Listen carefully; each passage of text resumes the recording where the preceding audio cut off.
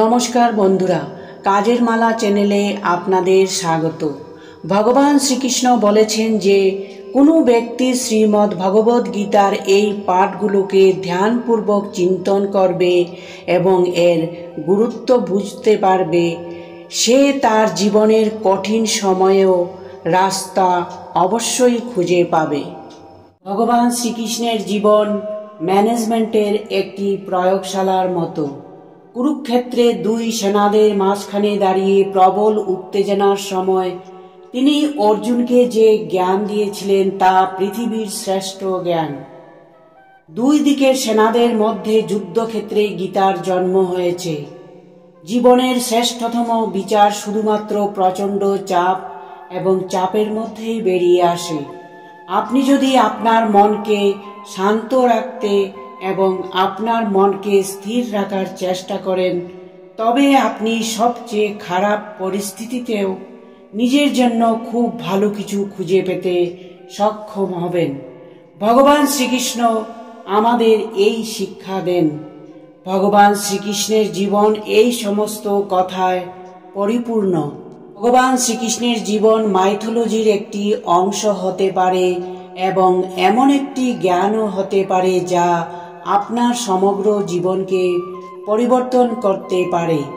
এই সিদ্ধান্ত নেওয়া আমাদের উপর নির্ভর করে আমরা তার জীবন থেকে কি নিতে চাই।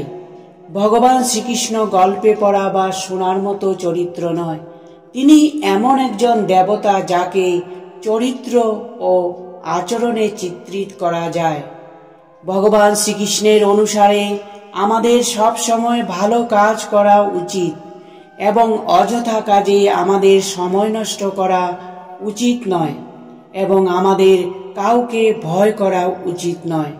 কঠিন সময়ে পাণ্ডবদের সমর্থন করে ভগবান শ্রীকৃষ্ণ প্রমাণ করেছেন যে শুধুমাত্র ভালো বন্ধু তারাই যারা আপনাকে সবচেয়ে কঠিন পরিস্থিতিতে সমর্থন করে। বন্ধুত্বে শর্তের কোনো জায়গা নেই, তাই আপনার চারপাশে এমন বন্ধু রাখা উচিত যারা প্রতিটি কঠিন পরিস্থিতিতে আপনার সহায়তা করে। ভগবান শ্রীকৃষ্ণ যখন দ্বারিকায় রাজা ছিলেন, তিনি কখনোই রাজার মতো ব্যবহার করেননি। তিনি ছিলেন জনগণের বন্ধু, উপদেষ্টা ও সহকর্মী। জীবন্ত এক প্রবাহিত জলের মতো প্রতি মুহূর্ত জ্ঞান বদলাচ্ছে, মানুষের চিন্তাধারাও বদলাচ্ছে। ভগবান শ্রীকৃষ্ণ বলেছেন যে আপনি যা কিছু করছেন আপনার দৃষ্টি প্রশস্ত হওয়া উচিত। আগে ভালো করে চিন্তা করে বুঝে তারপর যে কোনো কাজ করুন। সামনের দিকে তাকানোর এবং চিন্তা করার অভ্যাস করুন। ভগবান শ্রীকৃষ্ণ বলেন, কর্ম করা আমাদের হাতে, কিন্তু তার ফল কি হবে তা আমাদের হাতে নেই। আপনি যদি 100% কাজ না করেন তবে 100% ফলের আশাও করবেন না। যে ব্যক্তি মনে 100% ফলের আশা রেখে কাজ করে সে 100% ইচ্ছিত ফলের পরিণাম প্রাপ্ত করে। নিজের দায়িত্ব পালনের সর্বোত্তম উপায় হল নিঃস্বার্থ কর্ম। জীবনে যত কষ্টই আসুক না কেন ধর্ম ত্যাগ করা উচিত নয়, কারণ অধর্মের সাথে জীবনযাপন করলে আপনি তাৎক্ষণিক সুফল পেতে পারেন, কিন্তু জীবনের যে কোনো পর্যায়ে আপনাকে এর পরিণাম ভোগ করতে হবে। ভগবান শ্রীকৃষ্ণ গীতায় বলেছেন, হে অর্জুন, তোমাকে দেখার জন্য আকাশে দেবতা ও অসুর আছে, কিন্তু তুমি নিজেকে দেখো ও বোঝো। নিজে ধর্মপরায়ণ হও। ধর্মকে রক্ষা করলে ধর্ম তোমার রক্ষা করবে। ভগবান শ্রীকৃষ্ণ পজিটিভ অ্যাটিটিউড গ্রহণ করে সকল মানুষকে মোটিভেটেড করেন এবং নিজেও এর দ্বারা অনুপ্রাণিত হন। তিনি মানুষকে বন্ধু হিসেবে বোঝান, জ্ঞান প্রদান করেন এবং প্রয়োজনে ভাই, পিতা, বন্ধু হিসাবে লোকেদের বোঝান। তিনি শত্রুদের সাথেও সমান ব্যবহার করতেন। কখন কি বলা উচিত এবং কোথায় বলা উচিত নয় তা বোঝাও খুব গুরুত্বপূর্ণ। একে বলা হয় বাণী নিয়ন্ত্রণ। ভগবান শ্রীকৃষ্ণ সর্বদা অর্জুনকে একই সাথে দুটি কাজ করতে বলেছিলেন, তার মনকে ভক্তিতে নিযুক্ত করতে এবং একজন যোদ্ধা হিসাবে তার শারীরিক দায়িত্ব পালনে তার দেহকে নিযুক্ত করতে। এইভাবে তিনি চেয়েছিলেন অর্জুন যেন তার ক্ষত্রিয় ধর্ম ত্যাগ না করে, তার সাথে ভক্তি করে।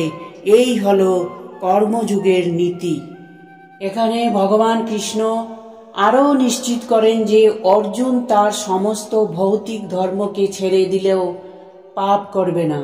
ভগবান শ্রীকৃষ্ণ অর্জুনকে বলেন ভয় পাবে না, তিনি তাকে সমস্ত পাপ থেকে মুক্ত ও ভৌতিক অস্তিত্ব থেকে মুক্ত করবেন। মহাভারতের মহানায়ক ভগবান শ্রীকৃষ্ণ মানব ইতিহাসের মানবতার সর্বশ্রেষ্ঠ পথপ্রদর্শক। ভগবানের গীতা উপদেশ জীবন পরিচালনার একটি অনন্য গ্রন্থ। দীনবন্ধু দীননাথ শ্রীকৃষ্ণ সবার বন্ধু, কিন্তু ভগবানের জীবনে তিন বন্ধু অর্জুন, উদ্ধব ও সুদামার বন্ধুত্ব বিশ্ববিখ্যাত। সুদামা গুরুকুলের বন্ধু, উদ্ধব তরুণাইয়ের বন্ধু এবং অর্জুন দ্রৌপদী স্বয়ম্বরের বন্ধু। শ্রীমদ্ ভগবতের কথা সাক্ষী দেয় যে কৃষ্ণ কিভাবে গুরুকুলে সুদামার মুঠো খাবারের কথা কৃতজ্ঞতার সাথে স্মরণ রেখেছেন এবং কিভাবে তিনি দ্বারিকার প্রধান হওয়ার পরেও সুদামাকে অর্থ দিয়ে বন্ধুত্বের ঋণ শোধ করেছিলেন। জ্ঞানের অন্ধকারে ডুবা উদ্ধবকে প্রেমের পাঠ শেখানোর জন্য গোপীদের কাছে পাঠানো হয়েছিল। ভগবান শ্রীকৃষ্ণ অর্জুনের প্রতি তার অনন্য প্রেমে ইন্দ্রের সাথে সংঘর্ষে লিপ্ত হন এবং খাণ্ডববনকে জ্বলতে দেন। প্রথমে তিনি শান্তির দূত হয়ে কৌরব সমাবেশে গিয়েছিলেন, তারপর ভগবান হওয়া সত্ত্বেও মহান যুদ্ধে তিনি তার বন্ধুর সারথি, রক্ষক ও পথপ্রদর্শক হয়েছিলেন। নিজের মিত্র যখন কর্মপথে বিচলিত হন তখন তিনি গীতার উপদেশ দেন এবং যুদ্ধে বিজয় লাভের পর বন্ধু যাতে অহংকারী না হয় সেজন্য তিনি যুদ্ধের পর অনুগীতা পাঠ করেন। বিপদে বন্ধুকে সাহায্য করুন, বিভ্রান্তিতে পথ প্রদর্শন করুন এবং প্রয়োজনে সহায়তা করুন। শুধুমাত্র যখন এই সমস্ত নিঃস্বার্থ এবং কর্তা হওয়ার অনুভূতি থেকে মুক্ত হয় সেটা প্রকৃত বন্ধু। সমস্ত মানুষের ভগবান কৃষ্ণের জীবন থেকে এই শিক্ষাটি শিখতে হবে। যদি আপনি কারো সুখের সময় সুখের অংশ নাও হন, তবে তাদের কঠিন সময়ে অবশ্যই তাদের পাশে থাকবেন। কৌরবদের সাথে যুদ্ধের সময় বা সুদামার দুঃখে তার পাশে দাঁড়ানো ও পাণ্ডব বন্ধুদের সমর্থন করা। ভগবান শ্রীকৃষ্ণ সব সময় তার বন্ধুদের সাথে তাদের দুঃখে দেখা যায়। ভগবান শ্রীকৃষ্ণ দ্বারিকার রাজা ছিলেন, কিন্তু যখন তার বাল্যবন্ধু সুদামা দারিদ্র্যের মধ্যে ভগবানের সাথে দেখা করতে আসেন তখন ভগবান শ্রীকৃষ্ণ তার সাথে বিশেষ সম্মানের সাথে শুধু আচরণ করেননি, বরং চোখের জলে তার পা ধুইয়েছিলেন। ভগবান শ্রীকৃষ্ণ ছিলেন একজন রাজা এবং সুদামা ছিলেন একজন ব্রাহ্মণ সন্ন্যাসী, কিন্তু তারা শৈশবের বন্ধুত্বকে সব কিছুর ঊর্ধ্বে রেখেছিলেন। ভগবান শ্রীকৃষ্ণ সর্বদা ধর্মের পথে চলতেন এবং অন্যান্য মানুষকেও একই পথে চলতে প্রেরণা দিতেন। মহাভারতের যুদ্ধে ভগবান শ্রীকৃষ্ণ 5 পাণ্ডবদের সাথে বিশাল কৌরব সেনার মোকাবিলায় দাঁড়িয়েছিলেন, কারণ পাণ্ডবরা সর্বদা ন্যায়ের পথ অনুসরণ করেছিলেন। এই ভয়াবহ যুদ্ধে শেষ পর্যন্ত ধর্মের জয় হল। এই কারণে সকল ধর্মগ্রন্থ মানুষকে ধর্মের পথে চলতে প্রেরণা দেয়। ভগবান শ্রীকৃষ্ণের জীবন থেকে শেখার সবচেয়ে গুরুত্বপূর্ণ বিষয় হল যে কোনো বিবাদে না পড়ে শেষ পর্যন্ত শান্তির জন্য প্রয়াস চালিয়ে যাওয়া। মহাভারত যুদ্ধের আগে ভগবান শ্রীকৃষ্ণ স্বয়ং পাণ্ডবদের জন্য শান্তিদাতা হিসাবে কৌরবদের কাছে গিয়েছিলেন এবং যুদ্ধের পরিবর্তে একটি শান্তিপূর্ণ মীমাংসার পরামর্শ দিয়েছিলেন।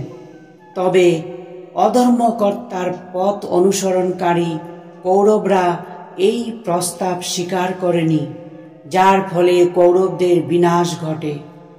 যে কোনো কাজের শুরুতে সফলতা আসবে কি হবে না, লক্ষ্য অর্জিত হবে কি হবে না, তা ভাবা উচিত নয়, কারণ কর্মের সফলতা বা ব্যর্থতা মানুষের হাতে নেই। মহাভারতে ভগবান শ্রীকৃষ্ণ অর্জুনকে এই উপদেশ দিয়েছিলেন যে তুমি শুধু তোমার কর্ম করো, ফল কামনা করো না। যারা ধর্ম অনুযায়ী কাজ করে তারা অবশ্যই সফলতা পায়। এটি মহাভারতের একটি ঘটনা থেকে বোঝা যায়। দুর্যোধন সব পাণ্ডবকে হত্যা করতে চেয়েছিলেন, তাই তিনি লাক্ষাগৃহে পাণ্ডবদের হত্যার পরিকল্পনা করেছিলেন। কোনো রকমে লাক্ষাগৃহের ষড়যন্ত্র থেকে সমস্ত পাণ্ডবরা রক্ষা পেয়ে ছদ্মবেশে বনে বাস করতে শুরু করেন। সেই সময় রাজা দ্রুপদ রাজকুমারী দ্রৌপদীর স্বয়ংবর আয়োজন করেছিলেন। পাণ্ডবরাও ব্রাহ্মণের ছদ্মবেশে এই অনুষ্ঠানে এসেছিলেন। ভগবান শ্রীকৃষ্ণ স্বয়ংবরে উপস্থিত ছিলেন এবং তিনি সকল পাণ্ডবকে ব্রাহ্মণ রূপে চিনে ফেলেন। স্বয়ংবরে দেওয়া শর্ত ছিল যে যোদ্ধাকে মাটিতে রাখা জলের দিকে তাকিয়ে ছাদে চলন্ত মাছের চোখের দিকে লক্ষ্য করা। এই শর্ত পূরণকারী যোদ্ধার সাথে দ্রৌপদীর বিয়ে হওয়ার কথা ছিল। অর্জুন যখন এই প্রতিযোগিতায় অংশগ্রহণ করতে আসেন, তখন শ্রীকৃষ্ণ তাকে বুঝিয়ে দেন কিভাবে মাছের চোখে লক্ষ্য রাখতে হয়। ভগবান শ্রীকৃষ্ণ অর্জুনকে পুরো পদ্ধতি ব্যাখ্যা করেন। শ্রীকৃষ্ণের কথা শুনে অর্জুন বলেন, আমাকেই যদি সব করতে হয় তাহলে তোমার দরকার কি?